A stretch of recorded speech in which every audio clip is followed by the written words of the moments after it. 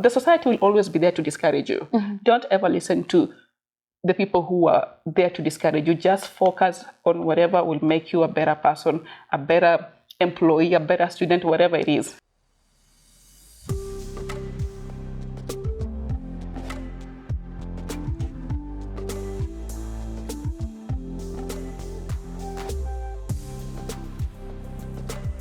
Hi everyone and welcome. On this show, we aim to mentor, connect and inspire others through real life stories. Hence why we have our guest Lillian here today. Hi. She has done amazing things. Ooh, thank you. And I cannot wait. I cannot wait for her to share her story with us. I know I get inspired through listening to other people all over the world on the things they've done, the challenges they've experienced, and how they were able to overcome that. And I honestly draw inspiration from that. So really, that is the reason why we bring such stories to you. Without further ado, I will welcome our guests here today. So please welcome. First of all, thank you for having me on your show. It's been long overdue. We wanted to do this like 3 months ago. But I'm just happy to be here today. So my name is Lillian. I'm a mother. That's like my number one profession. I have 2 boys. I'm a wife. I'm a sister. I'm a daughter. I'm a cousin. I'm literally everything. I'm a career woman. I go to school, so I just juggle in between things. Yes. She is a mover and a shaker. Once you got to the United States, what was going through your mind? Like, so I'm in this country. Right. What do I need to do to, get started? So I think for me, when I landed here in America, I think I had a realistic perspective. When I came here, it's not like I expected to be like just successful immediately. I knew I had to put some work into whatever I wanted to do. So when I came here, I had an accounting background in Kenya. I used to work in a bank, but after I came here, I realized that was not going to work the way I wanted, because I wanted to do something about either finance and work in a bank. Yes, I worked in a bank for a year, and then I decided this is not my calling, it's not my passion, and I love caring for people, I love taking care of people, I love to support people, and that's when I decided to go into nursing school. So when I went into nursing school, for those of you who are very familiar with the nursing school system here in America, you have to go through a process.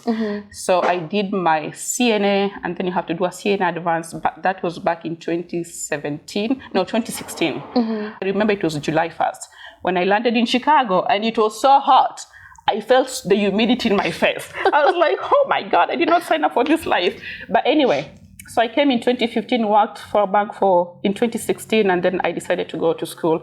So when I was working actually for the bank, I was actually doing my nursing, my CNA program. So I did both the advanced and the first 75-hour one. Yes. So I decided to go into DMARC. I applied. I got a straight entry into DMARC, and I started my nursing program, which is the ADN program that runs for 2 years. But you first of all have to do the prerequisites. So I was done with my prerequisites back in 2017.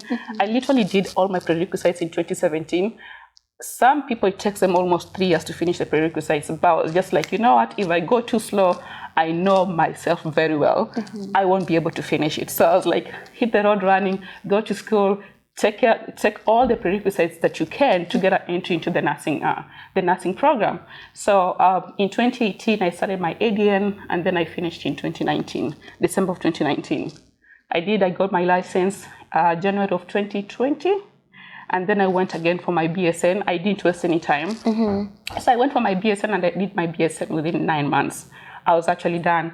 And then after my BSN, I think I took a 3 months break, and then I went for my MSN, and I specialized in informatics.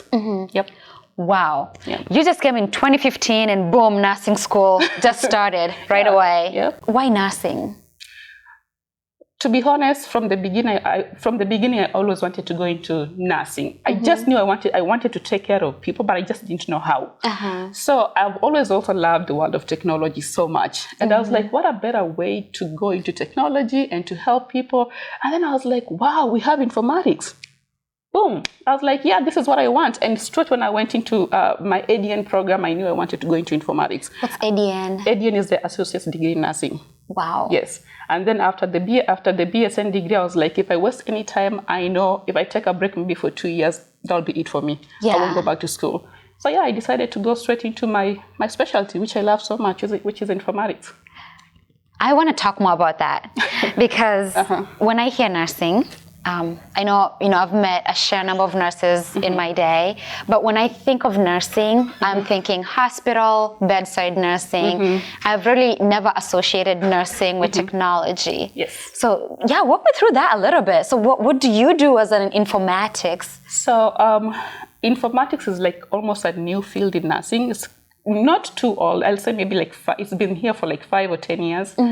So informatics basically is just like you fuse the world of technology and you fuse the world of nursing, data, and science together. Everybody who is in nursing does actually informatics. They just don't know they do informatics on a daily basis. So with informatics, you basically specialize in data collection. You help with documentation. You work at the back end, but you help maybe whatever you're working, whatever company you're working for, to come up with like efficient systems that can actually help the facility take good or better care of their patients. So it doesn't only, it's not necessarily like just documentation. It is the IV pumps. Like, is it running efficiently? Is it documenting the right input and output? Like, it's about things like the things for testing the blood sugar, the glucometers. It's just all that devices combined that makes informatics. Wow. Yeah. So we do rely heavily on the technological advancements. Yep. And that's what drives your passion. Oh, yeah. And the way nursing is nowadays, everybody's heading towards technology. Even working in a bank. I know wherever you work in a bank, I know the system that you're working with right now is not the same as what you found when you went into the banking, right? So the world changes. And nursing is the same thing. We can't be stagnant and maybe document on a paper for 20 years. Things have to change. And also it helps when it comes to treatment. Nowadays we have so many forms of treatment when it comes to cancer, when it comes to even diabetes itself. Like, we have a lot of informatics that goes behind what actually happens. But by the time the patient is getting that care, it is a world of informatics and so many things combined that has actually pushed into that direction. Wow. And is that, can you say like that's the reason you wanted to get head on into informatics? Yes. Wow. I love technology so much. And I was like, what a better way to help people. Yeah. Just help people through informatics. All of us don't have to be bedside nurses. No, we need diversity. We need diversity, actually. Do you know anyone who's in the same field as you? To be honest, I've never heard of... No, I remember one time we were on Facebook and there's a Kenyan from Texas who was asking me about informatics. She's done informatics too, but she was just asking me how the process is going. But barely have I heard of many people going into informatics. Most people go into nurse practitioning. Yes. But if all of us go into nurse practitioning, who'll take care of the technology side? Yes. We need help everywhere. So Lillian, you're a mother. You said you're a mom, you're a wife, you're a nurse. Yes. You're in technology. At what point did you begin your motherhood journey and being, a wife during this period of going to school? Yes. So when I came here, I got married like immediately. So I was a wife at that particular time. That started already. Yeah, that was just like immediately. And then in 2018, that was my first time in nursing school. After 2 months into nursing, I realized I was pregnant, actually. With my first baby, I'm like, what a shocker. But again, we were trying. I just didn't expect to be that fast. During nursing school? Yes, during nursing school. Yeah, but it happened. I had my baby Lincoln in December of 2018. And most people know my story. When I had my baby in 2018, actually, I was actually going to do my finals for term 2. And I had actually a contraction when I was doing my finals for term 2. Thank God my instructor was really good, because I had gone past my due date and I asked my instructor if I can take the test early. And she was like, yeah, come in and do the test tomorrow. And then all of a sudden I'm pregnant, I'm having contraction. So my husband had to drive me to class. And then I did my test in like 20 minutes. I was like, I have to be out of here right now. So I finished my test and then immediately we went to Methodist West. Okay, wait. I want to stay here for a second. Right. So you went to class all the way till the 9th trimester, like the last day. The last day. And then you started the exam and then you had to go Yes, deliver? I had to go to the hospital. And then I went to the hospital. I had my baby the second day. And then with London, who is my last born, I was actually doing my BSN when I was actually having London. And I remember I had assignments that were due that day when I was actually in the hospital. So I had to carry my laptop after the baby was out, get some assignments done. You're a Wonder Woman. You are a Wonder Woman. You're you're a mixture of a Wonder Woman and the heroes. Thank you. Not all heroes wear capes, because Yes. you were a nurse deep in during COVID. Yes. Wow. Yeah. Tell me, how was that, juggling, the two boys Yes. and then being a nurse during COVID? I mean, being a nurse during COVID was very challenging, though. I think for me that was like a twister, and it was what pushed me even so much to go into informatics. I remember I was working in a nursing home by that time, and for those people who work in a nursing home, you know how hard they were hit with the COVID pandemic. So I worked in a nursing home during that time. It was hard because we had to do a whole new process that nobody was aware of. And I have a feeling we had people already with COVID. We just didn't know it was COVID at that particular time. I mean, I'm not a doctor, so I can't diagnose anybody. But from what we saw, and then now COVID was like making waves. We could actually connect and was like, oh, wow, we think COVID actually was here maybe 5 months before. Yeah, so it was so hard because, again, you have to take care of your family. You don't want your family to be sick. You yourself, you don't want to be sick. So you have to come home and do a whole process. I used to take my outfits in the garage. Oh, my goodness. And then leave everything in the washer and dryer, steaming, piping hot. And then you have to go back and do it again at night. Same process. It was hard. Oh my gosh. Yes. And then so when you walked in as a mommy, were the sons, like, were they running to like, Mommy, and you're like, stay back? Yep. They were running. I'm like, you can't touch me. Mommy has to get a shower first. But they don't understand, or they don't get it. So it kind of breaks your heart. But again, you're like, I'm giving a service to people who really want that service. Wow. Yeah. I really respect you for that. Oh, it was thank a tough time It was. to be an essential employee. It was actually. So during that time, then you decided to go get your master's. That way you can get into technology. Yeah. And I think also COVID kind of propelled me even more to go into informatics, because the amount of things that were actually made, the testing kits, everything was like, wow, that was so fast. And the people behind those things are scientists, informaticists, like everybody else was in there doing their part. But I realized how informatics was so essential at that particular time, because we needed people who were going to do the tracking, once you got COVID by that time, they used to do a follow-up. So they have to know who actually had COVID. Did you meet with your family? How many people have you met? Do they have to come back and get tested? So, informatics is very essential at that particular time, because they are the people who are actually collecting data and knowing how many people have COVID, how many kits do we need, it was just a world of, I'm not saying particularly informatics boosted it, but I'm just saying at that particular time, I realized how informatics was like a big deal. Wow. Yeah. So if someone wants to, make the transition from bedside nursing into informatics, what kind of process would that type of person expect to get prepared to go into? I'll say for any change, nobody loves any changes. Change is really hard, especially if you're used to being being a bedside nurse. If that is what you like, I'll say stick there. But to make a move and work, for me, I knew I didn't want to be a bedside nurse for a long time. I just wanted maybe a year or two experience and then work from home, doing something nursing related, but just a little bit different. So if you want to make that transition, you just have to go to to school. You have to have your BSN though. So for you to get a BSN, you have to go to school for either 4-year degree program for nursing, or you can do what I did, which at the end of the day will save you money. Go to a community college, do your 2 years degree, and then now transition into a BSN. So after you get your BSN, now you can actually go into a specialty. So if informatics is what you want, good for you. Yeah. What's the challenging parts of any part of your journey?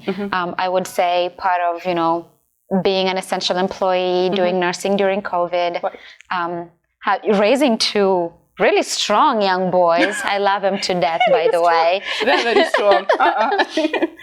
And then transitioning your career path also during this challenging time. And as I understand, you're now working remotely. Yes. So what's challenging about all that journey and transitions that you've had to make along the process? I think the challenging part is just like the dynamics that comes with just every process that I've taken, because it's been like so fast. And then you have 2 boys, and then you have a family to run. You have a husband who sometimes wants your attention. But at the end of the day, I think for me, the most challenging part is just juggling motherhood and everything else. For me, motherhood will come first. If my boys want something, I'll stop whatever I'm doing and take care of my boys first. That is something that I think behind my back, I know clearly, like I can't not give them that time. But because also they're still young, that bond and attention they want, I don't want them to miss out. So I have to do my assignments at night when everybody's in bed sleeping. That's how I do my assignments. And then now just working from home, people think maybe working from home is the easiest thing. It's not actually easy, especially if you have kids. My son, sometimes he's always on Skype on a Zoom with me doing meetings. He's trying to help mommy work. So yeah, it's hard working from home, but I think I love the aspect of just working from home, because I see them, if they're sick, I can take them to the hospital during my 1 hour lunch break. Yeah, it's just like mixing everything all together that makes the cocktail really, really good. Yeah, multifaceted. Right? Anything that you've done so far, ever since you came to this country, given it's been a very quick transition, every year you seem to be doing something different. Is there any part of that you would have done differently or wish that you knew before you got into that journey? Honestly, I don't think I'll do anything different. I think I've loved my process. It has toughened me up so much. But again, I think for me, the dynamics, being an accountant and then coming here, first of all, you're an immigrant. You have to adapt to the system. And we know how hard it is sometimes to adapt into the system if you're used to something different. And then it doesn't... And the language. Right. It doesn't even help you if you're an adult moving here. But if you move here as a kid, you'll have an easy transition, to be honest. But man, I came here as an adult. I was like, wow, you're trying to learn the language. You're trying to just like put your hands almost everywhere. I mean, it was tough to just trying to get, even just ordering food was so hard. What sauce do you want? I'm like, sauce again? What sauce? What is sauce? Yeah, it's just like being an immigrant, transitioning into a different country, and then you totally take a big turn, U-turn, and do something that you have never done before, and go into nursing. And for me, it was so hard because I just like went bang, bang, bang. So when I was actually even doing CNA, I didn't even know what a gate belt was. I had never seen one. We don't have gate belts in Kenya. You don't have a urinal. You don't have a bedpan. So when they send you, go get a bedpan, you're like, what is that? I don't know. So you have to start learning from scratch. We didn't grow up with like knowing what type of medication to take. In Kenya, we take only Tylenol probably, right? And pretty much that's... Kaffenol. Yes. To be exact. The options were very limited in terms of how far you wanted to open your mind to. But I think everything else combined, it has made me realize how if you put your mind into something and work hard and just like, of course, there'll be issues and blocks and like everything else will be against you at that particular time. But if you just focus and keep your circle of friends really good, the people who actually will want to see you propel and be somebody better, I think that helped me so much. And I had a good family support, to be honest. If I didn't have that family support, I don't think I would even have gone back to school. Yes. So yeah, every aspect has been challenging, but again, I'll say there's been bumps, but I've seen a lot of highs.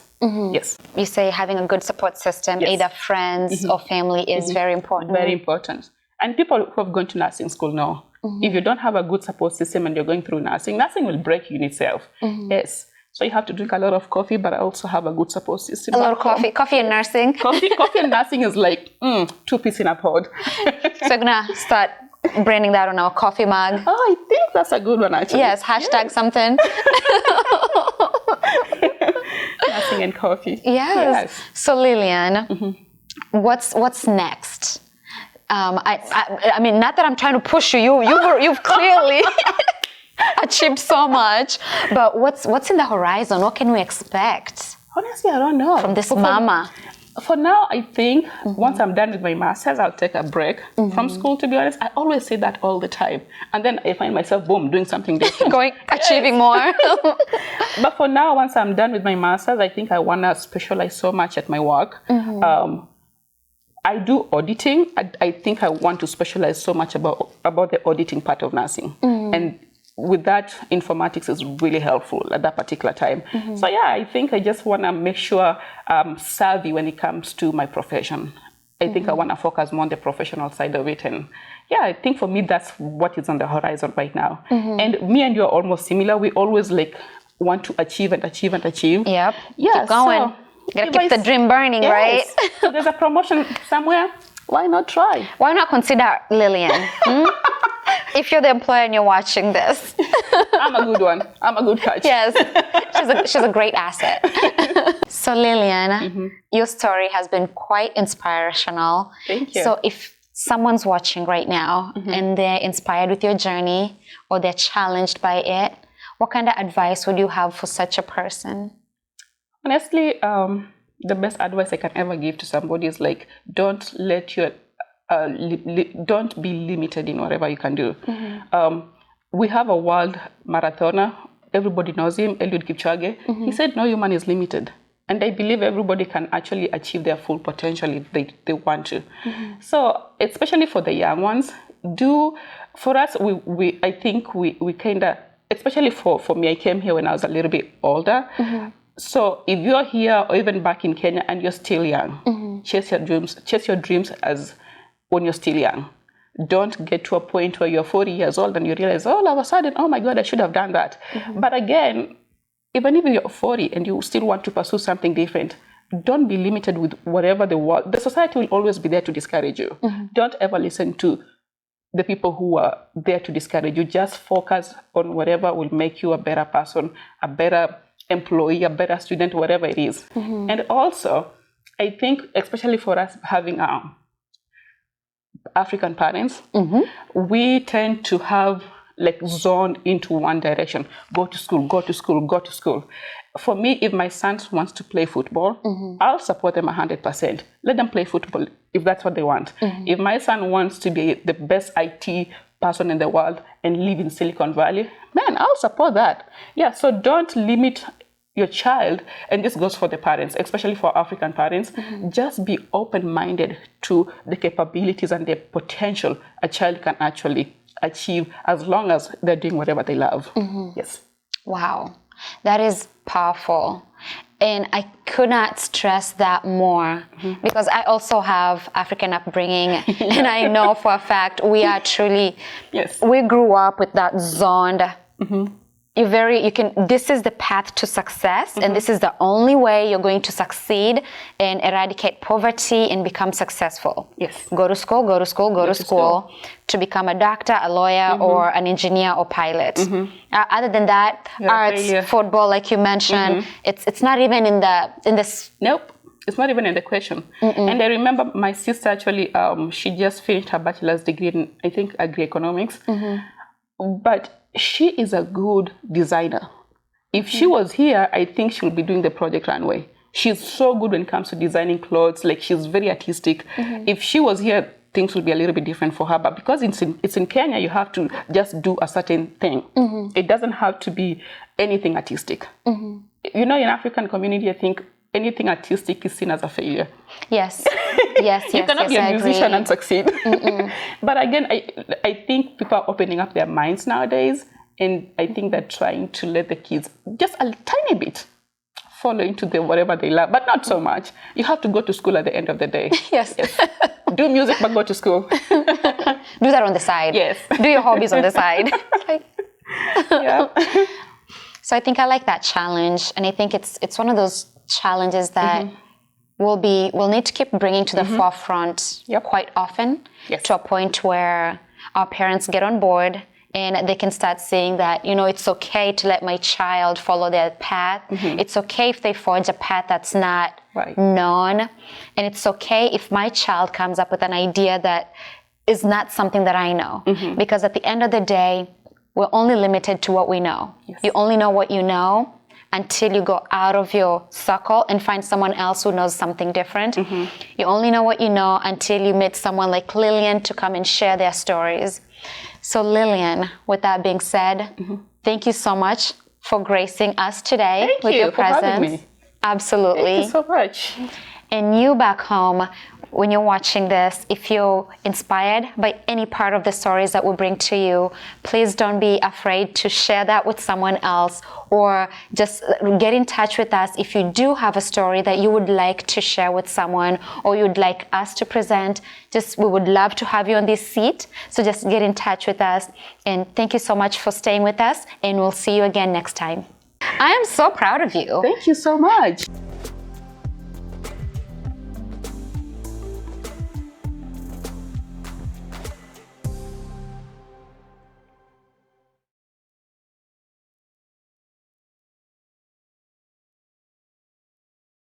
Nachukua break sasa. Ndio bloopers.